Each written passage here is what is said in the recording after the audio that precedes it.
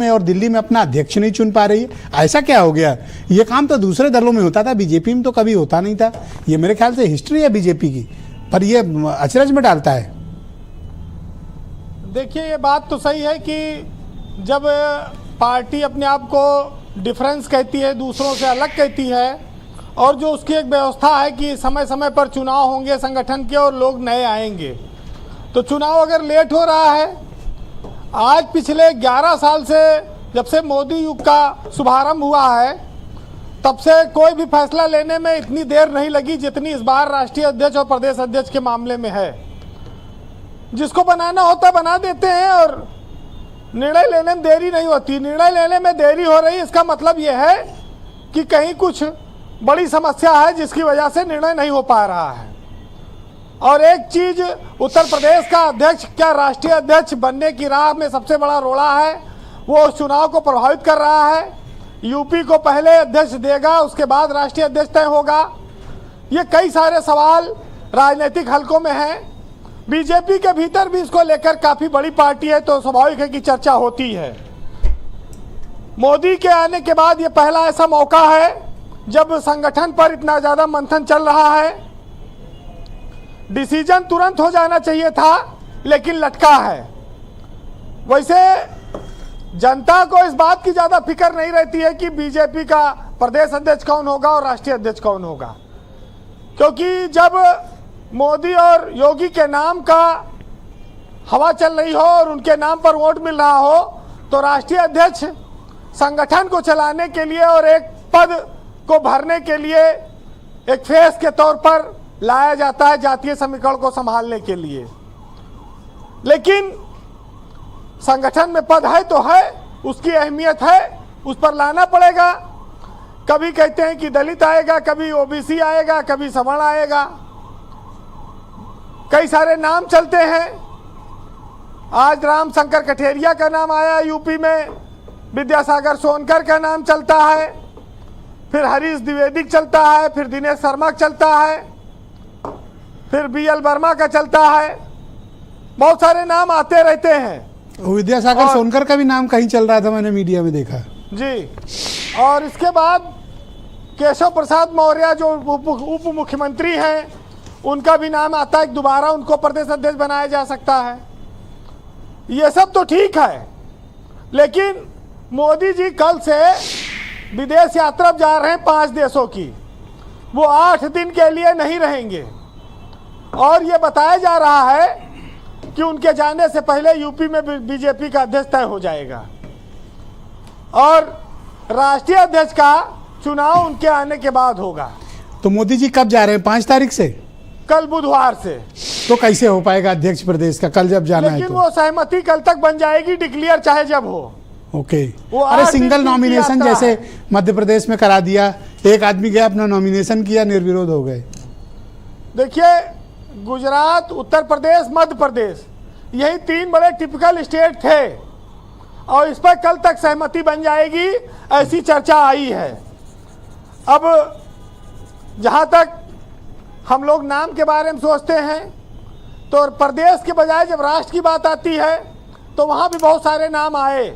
कुछ लोगों ने कहा संजय जोशी बनेंगे, कुछ लोग कहते हैं कि भूपेंद्र यादव बनेंगे, कुछ लोग शिवराज चौहान का नाम लेते हैं, कुछ लोग मनोज सिन्हा जो जम्मू कश्मीर के उपराज्यपाल हैं उनका नाम भी लेते हैं, और एक नाम ये भी आता है कि शायद राजनाथ सिंह को फिर से अध्यक्ष बना दिया जाए। राजनाथ सिंह राष्ट्रीय अध्यक्ष बन जाए। अच्छा, कोई बड़ी बात नहीं है, बीजेपी में क्या हो। अरे रक्षा मंत्री रह लेने दो कुछ दिन। अब ऐसा कई कार्यकाल हो चुका है केंद्रीय मंत्री के तौर पर उनका, और ये तो देखिए, तय तो मोदी और अमित शाह की जोड़ी ही करेगी कि किसको बनाना है। लेकिन पेच फंसा है, इसीलिए लेट हो रहा है, नहीं तो इतना लेट होने का कोई औचित्य नहीं बनता था। बिल्कुल ठीक बात है जी, ये बात बहुत साफ है, ये लोगों को समझ में आती है। अब यूपी ने राह रोक रखी है, ये बात भी अपने आप में महत्वपूर्ण हो जाती है, क्योंकि यूपी बड़ा स्टेट है, और यहाँ पर जातीय समीकरण के आधार पर ही कोई अध्यक्ष चुना पर एक जाएगा। बात बताइए, जब योगी के नेतृत्व में ही बीजेपी जा रही है, वो मुख्यमंत्री है, उन्हीं के नेतृत्व उन्हीं के फेस पे जाएगी उत्तर प्रदेश में 2027 में, तो फिर उनकी पसंद का प्रदेश अध्यक्ष देने में क्या कठिनाई है? तो उनकी पसंद के लिए लोग स्वतंत्र देव सिंह का नाम चलाते हैं। हाँ, वो तो दिखते बहुत हैं उनके जी। साथ और कंफर्टेबल योगी दिखते जी हैं। स्वतंत्र देव को चाहते हैं प्रदेश अध्यक्ष बनाना। अब ये राष्ट्रीय पार्टी है, इनके यहाँ अलग अलग तरह की चीजें हैं वहां पर, लेकिन इतना जरूर है कि भूपेंद्र चौधरी दोबारा अध्यक्ष नहीं बनेंगे, ये बहुत मुश्किल है। और बनेगा कोई नया अध्यक्ष, अब इन्हीं नामों में से बनाएंगे या कहीं और से ओबीसी लाएंगे। या फिर शेड्यूल्ड कास्ट? अब स्वाभाविक है कि बहुत कुछ राष्ट्रीय अध्यक्ष पर निर्भर करेगा। अगर राष्ट्रीय अध्यक्ष का तय कर लिया गया होगा तो आपकी बात सही साबित हो जाएगी। तो ये जो अपोजिशन में, जो बीजेपी में असमंजस है, अपोजिशन इसका कुछ फायदा ले पाया? देखिए, चुनाव राष्ट्र संगठन से कोई अपोजिशन को कोई लाभ या हानि नहीं है, क्योंकि एक धड़ा बटा हुआ है, जो बीजेपी को पसंद करता है, एक बीजेपी के खिलाफ है। जी। खिलाफ वाले वोट में एक बड़ा हिस्सा अखिलेश यादव के पास है और छोटे छोटे हिस्से मायावती और कांग्रेस के पास है। वो भी कितना 2-4-6%। तो कुल मिला के लड़ाई तो सीधी है। ये अध्यक्ष कोई लावे, लड़ेंगे योगी और अखिलेश, ये अध्यक्ष किसी को ले आवे। तो बीजेपी में इसको लेके भ्रम भी नहीं है। और क्या ये अनिल दुबे की पार्टी भूपेंद्र चौधरी का विरोध कर रही है? नहीं, अनिल दुबे की पार्टी क्या विरोध कर पाएगी? क्यों?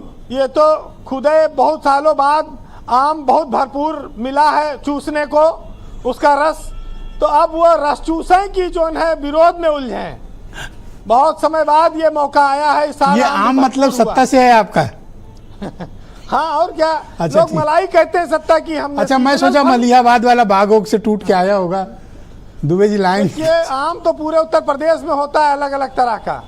अब दशहरी गया, चौसा का सीजन है, दुबे जी पसंद करते हैं काफी इसको। वैसे जिसका ब्रजेश जी, ये कहा जाता है कि कोई विरोधी नहीं है जिसका कोई दुश्मन नहीं है जी। इसका मतलब है कि आप उस जगह पर भी चुप रहे जहां आपको बोलना था। जो बोलेगा उसका विरोध होगा और उसके दुश्मन भी बनेंगे। ये सियासत से लेके हर जगह लागू होती है। पर मैंने देखा भूपेंद्र चौधरी का कार्यकाल और उनका परफॉर्मेंस शानदार है। वो बहुत मतलब कार्यकर्ताओं से कनेक्टेड एक प्रदेश अध्यक्ष रहे हैं और जितना परिश्रम भूपेंद्र चौधरी ने किया वो भी बड़ा मतलब उदाहरण देने योग्य है। देखिए, बिल्कुल भूपेंद्र चौधरी जमीनी नेता रहे और वो अपनी प्रोफाइल को उन्होंने हमेशा लो बना के रखा। पार्टी कार्यालय में उन्होंने दरवाजे सबके लिए खोले थे। भूपेंद्र चौधरी एक अध्यक्ष जाति के आधार पर नहीं, अगर पार्टी में सर्वमान्य अध्यक्ष तौर पर देखिए तो वो पिछले कई अध्यक्षों में सर्वश्रेष्ठ रहे हैं। कोई विवाद नहीं उनके पीछे, मैंने देखा कभी कंट्रोवर्सी में नहीं पड़े वो।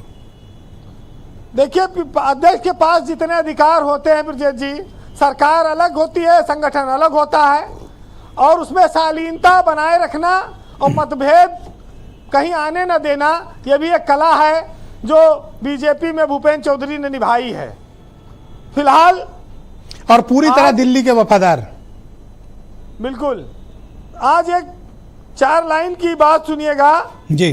कि बीजेपी ने पार्टी विद डिफरेंस का जो नारा देती थी उसमें क्या बदलाव आया है, सुनिएगा।